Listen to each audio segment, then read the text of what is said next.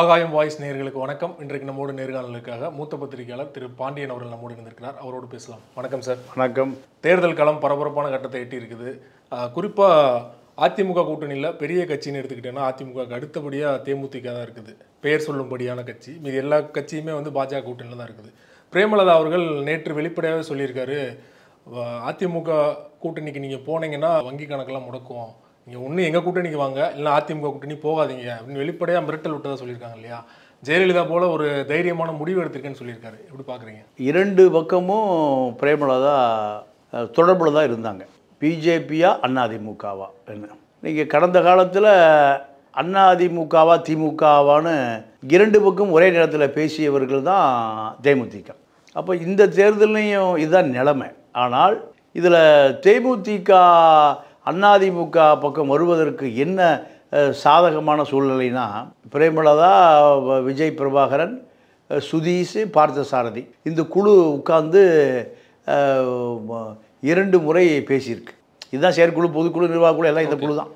என்னென்னா, பிஜேபியோடு கூட்டணி சேர்ந்தால் எதிர்காலத்தில் நம்ம அதிமுக ஆட்சிக்கு வரப்போகுது. 26 தேர்தலில் திமுக அதிருப்தி, அதிமுக ஆட்சிக்கு வந்துடும். உறுதி நம்புறாங்க. அப்போ அதில் குறைந்தபட்சம் நம்மளால் ஒரு 10 எம்எல்ஏக்களாவது மீண்டும் எடுக்க முடியும். இது நமக்கு கட்சியை அடுத்த கட்டம் கொண்டு போவதற்கு மிகப்பெரிய பலமாக இருக்கும். இப்போ பிஜேபியோடு நம்ம சேர்ந்தோம்னா, பிஜேபி என்றைக்கும் 26 தேர்தலில் பெரிய அளவில் பிஜேபி அரசியல் பண்ணாது, சோபிக்காது. அதிமுக பிஜேபியோடு இருந்த பொழுது தான் பிஜேபிக்கு தனி மரியாதை. அதிமுகவை விட்டு பிஜேபி விலகிய பிறகு பிஜேபிக்கு இங்கே வாக்கு வங்கியே இல்லை. அதிமுகவோடு இப்போ முஸ்லீம்கள் வருவதற்கு தயாராக இருக்காங்க. எஸ்டிபிஐ வந்துருச்சு. எஸ்டிபிஐ இப்போ திண்டுக்கல்ல முபாரக் ஜெயிச்சாருன்னா ரெட்டையில அதிமுக சார்பாக டெல்லியில் பிஜேபிக்கு ஒரு எதிர்ப்பை பதிவு செய்வார். ஜெயிக்க வாய்ப்பு இருக்குன்னு நினைக்கிறீங்களா? இல்லை, முபாரக்கு ஜெயிச்சிருவார்னு அதிமுக நம்புது. ஓகே. அப்போ அதுக்கான வேலையை திருநெல்வேலியில் வேண்டாம். திருநெல்வேலியில் தான் அவருடைய சொந்த தொகுதி.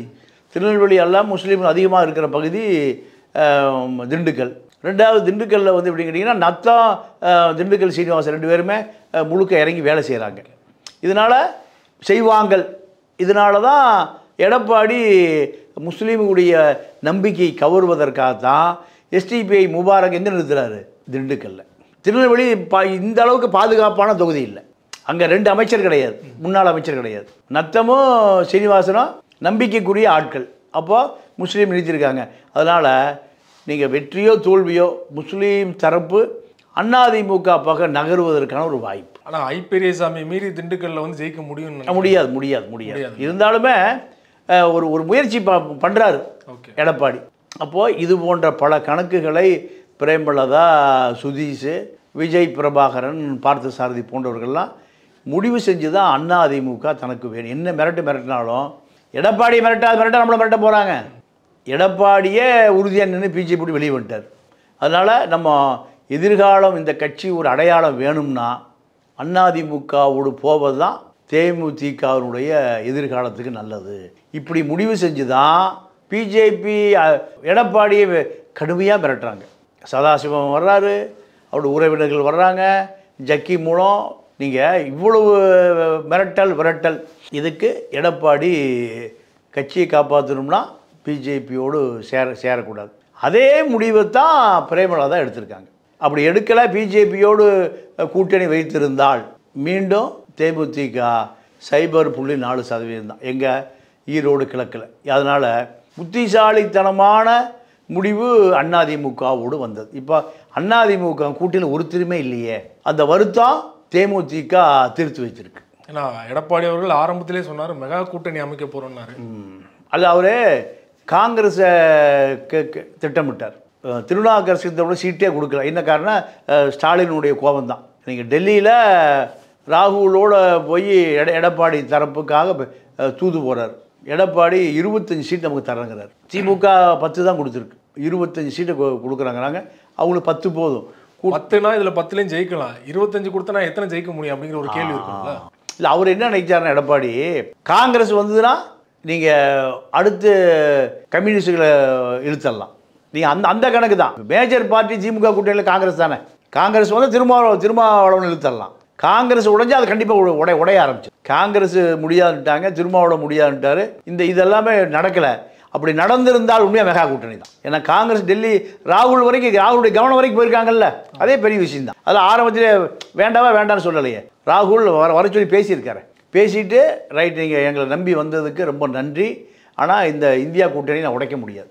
திமுக எங்களுக்கு நம்பிக்கையான நண்பன், அதனால் இந்த முயற்சி எங்களுக்கு தேவையில்லை. இதுதான். அப்போ எடப்பாடியை பொறுத்த வரைக்கும் அந்த கணக்கில் தான் சொன்னது, அது நடக்கலை. இப்போ பிரேமலதாவை பொறுத்தவரை எதிர்கால நம்பிக்கையான கூட்டணி அதிமுக தான்.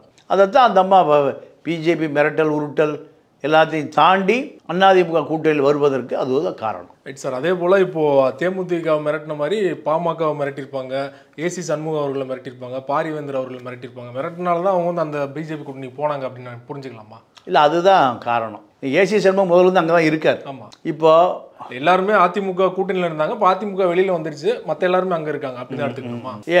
என்ன காரணம், எல்லாருமே வந்து பல 1000 கோடி கல்வி நிறுவனங்கள், ஏசி சண்முகம், பச்சைமுத்து, இவர்களுக்கெல்லாம் இப்போ அந்த நிறுவனத்துக்காகத்தான் அவங்க எம்பிஆர் நிற்கிறாங்க. இந்த நிறுவனம் தான் அவர்களுக்கான அடையாளம். அப்போ அந்த நிறுவனத்துக்கு சிக்கல்னா அவங்களுக்கு எம்பிஆர் நிற்க வேண்டிய அவசியம் இல்லை.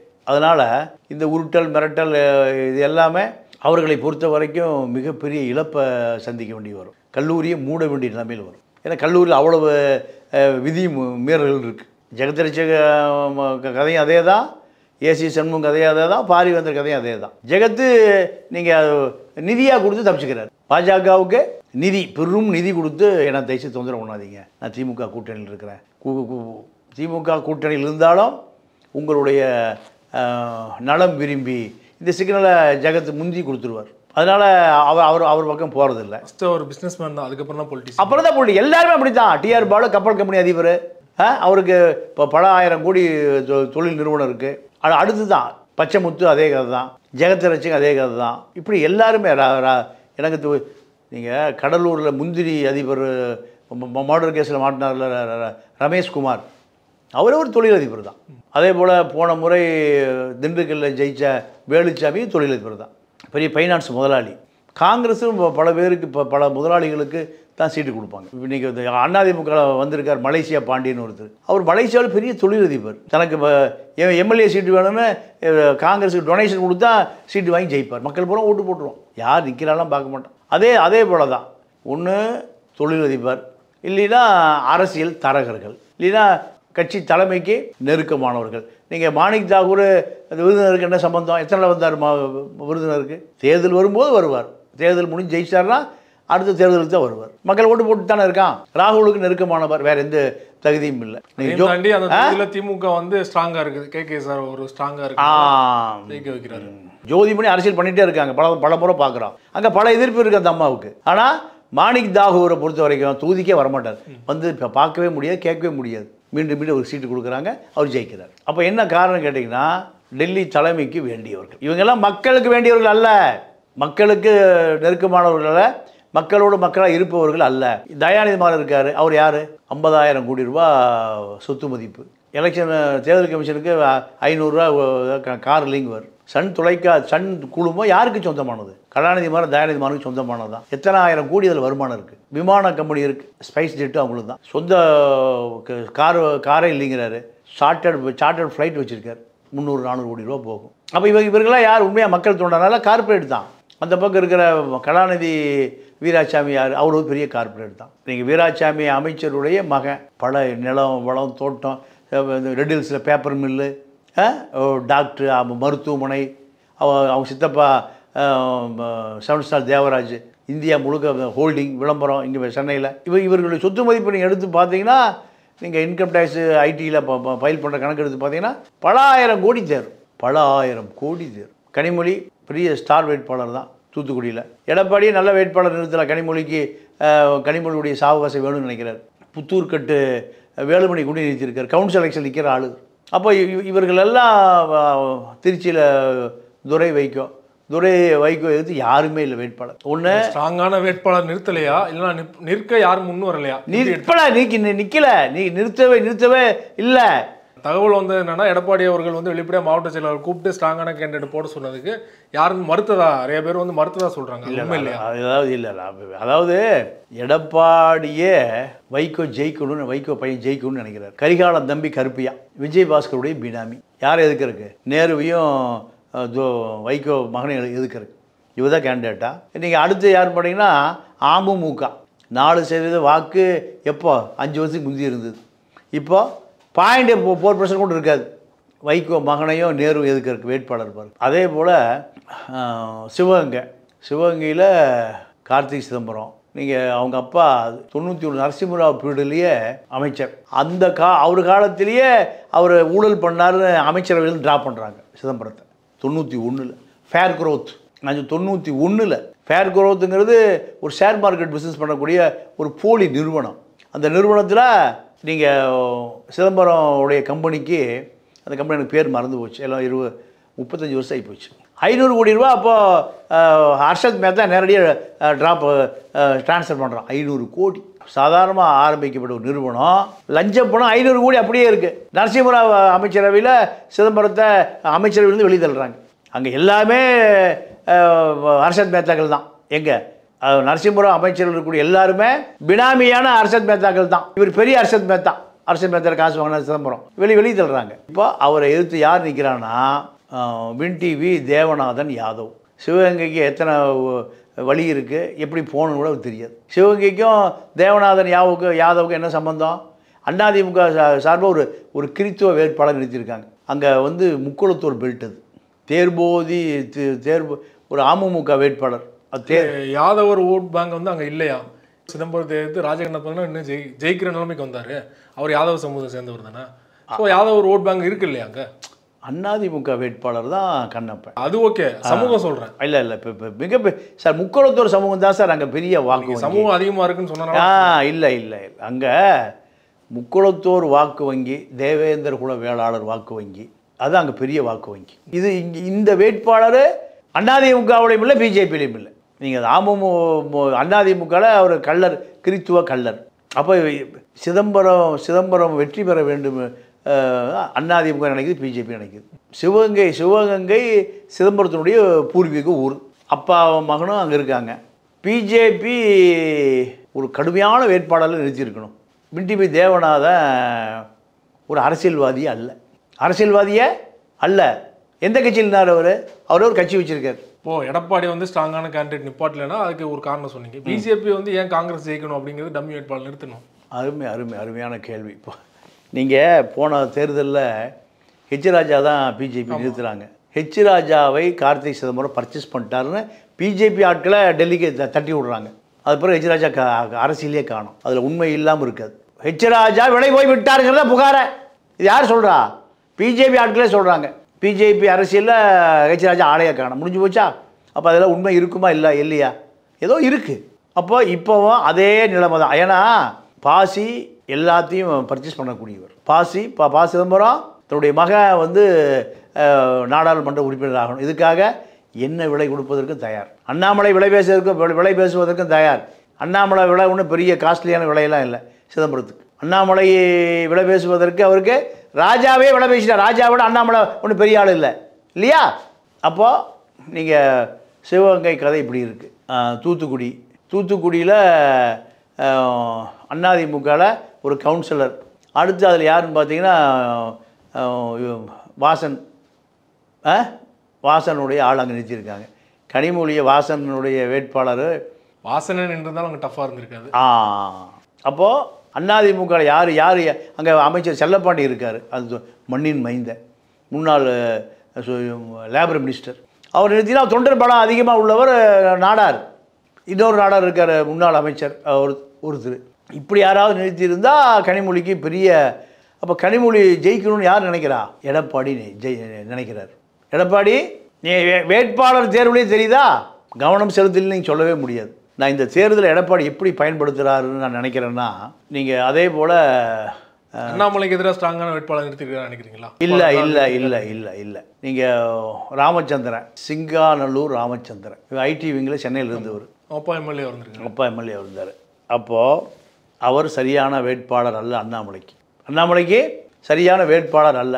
நீங்கள் வேலுமணி நேரடியாக நீங்கள் களத்தில் குதிச்சிருக்கணும். எங்கே அண்ணாமலை உண்மையாக எதிர்ப்பதாக இருந்தால் இப்போ பிரச்சாரத்துக்கு தொடர்ச்சியாக போயிட்டு தானே இருக்கார் வேலுமணி சார். எல்லாம் நடிப்பு சார், எல்லாம் நடிப்பு சார், எல்லாம் நடிப்பு.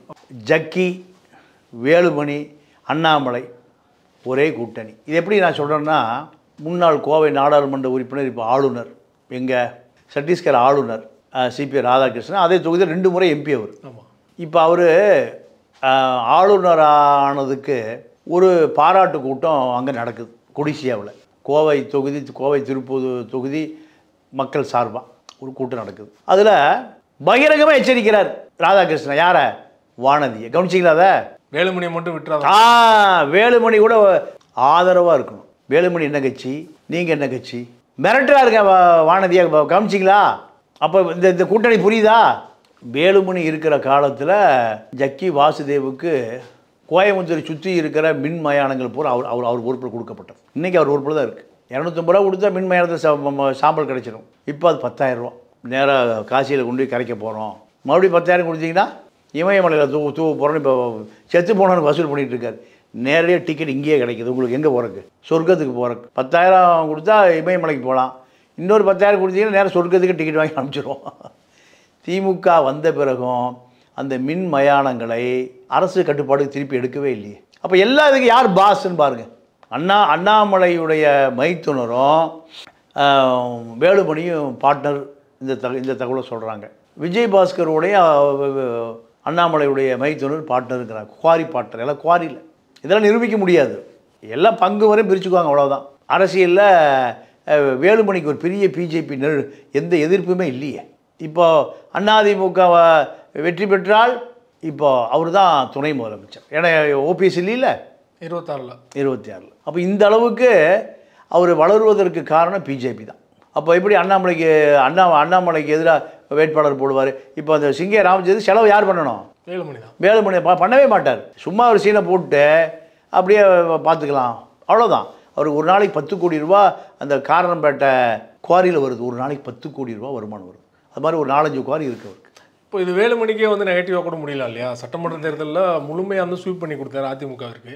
இதில் வந்து 3வது இடமா போனார்னா அது வந்து அவருக்கு தானே இமேஜ் வந்து டவுன் பண்ணும். இல்லை, அதுதான் இயற்கையான நிலைமை. இப்போ எல்லா தொகுதிகளிலுமே இப்படி தான் வேட்பாளர் போட்டிருக்காங்க. கனிமொழி எழுத்து இந்த கவுன்சிலர் எலெக்ஷனில் நிற்பதற்கு கூட இதில் புத்தூர் வேலுமணி ஜெயிச்சிருவாரா? எடப்பாடிக்கு தெரியாதா? அது தெரியுமா தெரியாதா? சிதம்பரம் மகனை எதிர்த்து அங்கே இருக்கிற அந்த வேட்பாளர் ஜெயிச்சிருவாரா? இது அவருக்கு ஒரு கணக்கே இல்லைங்க. இந்த நாடாளுமன்ற தேர்தல் என்பது கூட்டணி கட்சிகளை வளைப்பதற்கு. நீங்கள் திருமாவளவனுக்கு எதிராக யாரை போட்டிருக்காருன்னா பழைய சந்திரகாசியை போட்டிருக்காரு. சந்திரகாசியை நான் அதுக்கு மேலே ஏன்னா நம்ம திருமாவளவன் நமக்கு அண்ணன், அவரை பற்றி நிறைய விஷயங்கள் நடக்குது. Right, okay. தடா பெரியசாமி வந்து பிஜேபி நான் அதுக்கு சொல்லக்கூட நினச்சி நீங்கள் சொல்லிட்டீங்க, வெளியில் வந்துட்டார். அப்போ தடா பெரியசாமியை திருமாவளவன் எதுக்கக்கூடாதுன்னு பிஜேபி நினைக்குது. அதான விஷயம். ஏன்னா கடுமையாக பிஜேபி வந்து போராடக்கூடிய ஆள் யார்? திருமாவளவன். அப்போது திருமாவளவன் பிஜேபி நாங்கள் உன்னை எதுக்கலையா, நீ வரணும்னு நாங்கள் விரும்புகிறோம், நேரங்காலம் வரும்போது எங்களை எதுக்காது. இப்படி ஒரு சிக்கலை யார் கொடுக்குறாங்க? திருமா கொடுக்குறாங்க. அதை அவரை காதிலே வாங்க மாட்டார். அப்படி காதில் வாங்கினார்னா அங்கே சிறுத்தைக்கான தலைமை இல்லாமல் போயிடும், முஸ்லீம்களுக்கான தலைமை இல்லாமல் போயிடும். ரொம்ப நன்றி சார். 2024 நாடாளுமன்ற தேர்தல் தொடர்பாக பல்வேறு விஷயங்கள் எங்களோட பகிர்ந்து கொண்டீங்க. நன்றி. நன்றி, வணக்கம்.